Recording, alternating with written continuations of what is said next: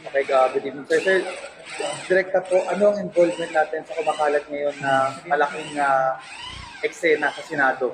Well, unang-una, wala po kaming ahenteng dineploy sa Senado at imposible rin naman po na may makapasok doon dahil naka-lockdown nga po yan. Ang usa ang nagbabantay dyan, may blue guards, may security, at sa pagkakaalam ko may mga pumasok pa pong marine. So, hindi naman po yata kapag-ipaniwala na makakapasok doon yung mga NBI agent. At pangalawa po, kami po nandito mula pa po nung umaga. Meron po kaming planning. Buong araw po kami nandito. Mula po sa akin hanggang doon sa mga official po namin. Nandito po lahat, accounted po lahat dito sa hotel na ito kung saan po kami nagkaroon ng planning po. Opo, linawin din po natin na meron kayong piyada doon, GSIS.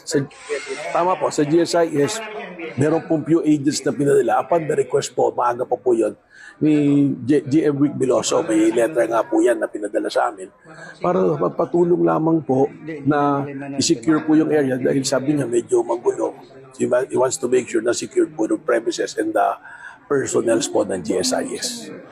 Mga ganun po. Yun lang po kasi actually, pinasa ko lang po yung instruction sa akin deputy na magpadala lang doon, mag-respond doon sa letter po na pinadala po ni GM Wick Biloso po. Para saan daw po yung inyong presence?